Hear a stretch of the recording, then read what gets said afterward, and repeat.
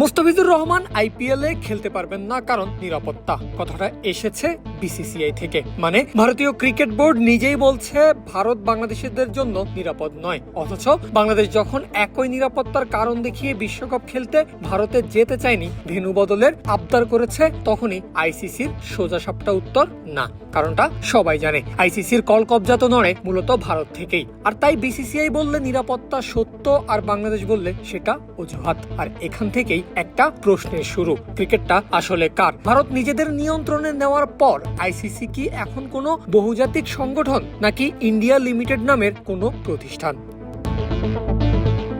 ক্রিকেটের জন্য ১৬০০ শতকে আইসিসির হাতে যাওয়ার আগ অবধি খেলাটাকে মূলত শাসন করেছে ইংল্যান্ডই। পরে আইসিসি প্রতিষ্ঠার পর আধিপত্য ছিল ইংল্যান্ড, অস্ট্রেলিয়া আর ভারতের দখলে। একটা সময় আসে এই বিগ থ্রি নামে ঐক্যের ঘোষণাও, কিন্তু ত্রিমুখী সেই ক্ষমতা টিকেনি বেশি দিন। কারণ ভারত খুব দ্রুতই বুঝে যায় ক্রিকেটের বাজার, অর্থনীতি, দর্শক সব দিক দিয়েই তারা বাকিদের চেয়ে এগিয়ে। তাই ইংল্যান্ড, অস্ট্রেলিয়ার সঙ্গে খামোখা ক্ষমতা ভাগ করার কোনো প্রয়োজন দেখেনি বিসিসিআই।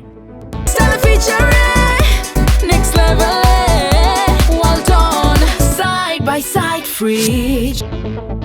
বাস্তবে ২০০৮ সালের দিক থেকেই ক্রিকেটের নিয়ন্ত্রণ নিতে শুরু করে ভারত। আর এই আধিপত্যের সবচেয়ে বড় টার্নিং পয়েন্টটা ছিল আইসিএল। ২০০৭ সালে শুরু হওয়া ইন্ডিয়ান ক্রিকেট লিগকে অনুমোদন দেয়নি বিসিসিআই, বরং তার বদলে আসে আইপিএল এর ঘোষণা। আইসিএল কে অবৈধ ঘোষণা করা হয়, অংশ নেওয়া খেলোয়াড়দের করা হয় নিষিদ্ধ। অর্থাৎ শুরু থেকেই ভারত একটা স্পষ্ট বার্তা দিয়ে দেয়, ক্রিকেটকে তারা প্রতিযোগিতা নয় দখলদারি হিসাবেই দেখবে। ভারত পরিষ্কার করে দেয় বিসিসিআই এর বাইরে ক্রিকেট নেই, আর যদি থাকে সেটা অপরাধ। ভারতের নিয়ন্ত্রণে যাওয়ার পর বিসিসিআই ক্রিকেটের কি হাল করেছে, ক্রিকেট কতটা খারাপ জায়গায় এসে দাঁড়িয়েছে, এ নিয়ে অস্ট্রেলিয়ান সাংবাদিক ও ক্রিকেট অ্যানালিস্ট আন্ড্রিয়ান মেরেডিথ নিজের ফেসবুক প্রোফাইলে বিস্তারিত একটা পোস্ট করেছেন। আইপিএল এর পরই আন্ড্রিয়ানের লেখায় উঠে আসে ২০০৮ সালের কুখ্যাত মাঙ্কি গেট বিতর্ক, যেখানে শুধু মাঠের ঝগড়া ছিল না, বরং ছিল ক্ষমতার প্রদর্শনী। অ্যান্ড্রু সাইমন্সকে বানর ইঙ্গিতে উপহাস করেন হরভজন সিং, বানরের শব্দ তিনি মুখ দিয়েও করেছেন। সব মিলিয়ে ঘটনার রেশ ছিল স্পষ্ট বর্ণবাদ আর অপমান, যার ফলে আইসিসি হরভজনকে নিষিদ্ধ করে, কিন্তু লাভ হয়নি। বিসিসিআই এর চাপে সেই নিষেধাজ্ঞা ঠিকই উঠে যায়। অস্ট্রেলিয়া এ নিয়ে প্রথমে প্রতিবাদ করলেও শেষ পর্যন্ত চুপ করে যেতে বাধ্য হয়। আর এই ঘটনাটাই ক্রিকেটে প্রথমবারের মতো প্রকাশ্যে বুঝিয়ে দেয় যে ভারত চাইলে সিদ্ধান্ত বদলাবে। শুরু হয় ক্রিকেটের নতুন যুগ, ভারত যুগ, যে যুগে ন্যায় বিচার আর ক্ষমতার ভারসাম্য এক থাকে না। ভারত যুগের সবচেয়ে বড় অস্ত্র হলো আইপিএল, কারণ এটা শুধু একটা টুর্নামেন্ট নয়, এটা ক্রিকেটের ক্যালেন্ডারকে বন্দি করার মেশিন। এখানে এত পরিমাণ টাকা ঢালা হয় যে খেলোয়াড়রা আন্তর্জাতিক দায়িত্ব বাদ দিয়ে আইপিএল খেলতে আগ্রহী হয়ে ওঠে। বাধ্য হয়ে আইসিসি কে আন্তর্জাতিক সূচির মাঝখান থেকে জায়গা কেটে আইপিএল এর জন্য আলাদা সময় বের করতে হয়। অন্য দেশের বোর্ডগুলোকে বাধ্য হয়ে বড় স্ট্রিমিং ডিল, ব্রডকাস্টিং ডিল করতে হয়, যেন তারা খেলোয়াড়দের এতটা পারিশ্রমিক দিতে পারে যে খেলোয়াড়রা দেশের হয়ে খেলতে রাজি থাকে। যে ক্রিকেট একসময় দেশের খেলা ছিল, আইপিএল এর পর সেটা ধীরে ধীরে বাজারের খেলায় বদলে গেছে, যেখানে খেলোয়াড়দের কাছে বর্তমানে দেশ পরে,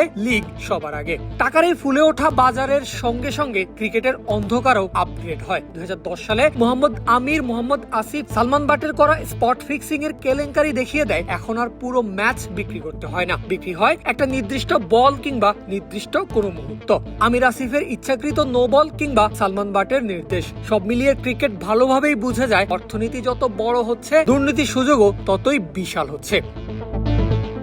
এরপর ২০১৪ সালে বিগ থ্রি ঘোষণা দিয়ে ভারত, ইংল্যান্ড, অস্ট্রেলিয়া ক্রিকেটকে নিজেদের বাপ দাদার সম্পত্তির মতো ভাগ করে নেয়। কিন্তু ওই ভাগাভাগি খুব বেশি দিন টেকেনি, কারণ সেই পুরনো। ভারত দ্রুতই বুঝে যায় ভাগ করলে আসলে ক্ষমতা কমে যায়, তাই তারা কার্যত একাই আইসিসির সকল সিদ্ধান্তের কেন্দ্র হয়ে ওঠে। বিগ থ্রি ভেঙে পড়ে আর ভারতের নিয়ন্ত্রণ আরো শক্তিশালী হয়। ক্রিকেটের অলিখিত নিয়ম হয়ে দাঁড়ায়, যার টাকা তার নিয়ম, যার বাজার তার সিদ্ধান্ত। ২০১৮ সালে স্যান্ডপেপার গেট, বল টেম্পারিং কাণ্ড তো পুরো ক্রিকেট দুনিয়া নাড়িয়ে দিয়েছিল। তবে একই সঙ্গে সেই ঘটনা ক্রিকেটের ন্যায্যতার প্রশ্নকেও আরো তীব্র করে তুলেছিল। কারণ বল টেম্পারিং করতে গিয়ে ধরা পড়ে ক্যামেরুন ব্যানক্রফট শাস্তি পায়, কিন্তু স্টিভেন স্মিথ ও ডেভিড ওয়ার্নার সরাসরি বল টেম্পার করেনি, অথচ তাদেরও ইতিহাসের অন্যতম বড় নিষেধাজ্ঞা দেওয়া হয়। কেউ হয়তো বলবে এর মাধ্যমে একটা দৃষ্টান্ত স্থাপন করা হয়েছে, কিন্তু প্রশ্নটা হলো, দৃষ্টান্ত কি সবার জন্য সমান, নাকি ক্রিকেটে কিছু দেশের জন্য শাস্তির পাল্লা ভারী আর কিছু দেশের জন্য নিয়মটা একেবারেই নমনীয়? এ নিয়ে অজি সাংবাদিক মনে করিয়ে দিয়েছেন 2023 সালে জাদেজার হাতে মলম লাগিয়ে বল টেম্পারিং এর ঘটনাও। এ নিয়ে তখন অভিযোগ উঠলেও নিষেধাজ্ঞা তো দূরের কথা, ছোট জরিমানা দিয়েই পার পেয়ে যান ভারতীয় ক্রিকেটার।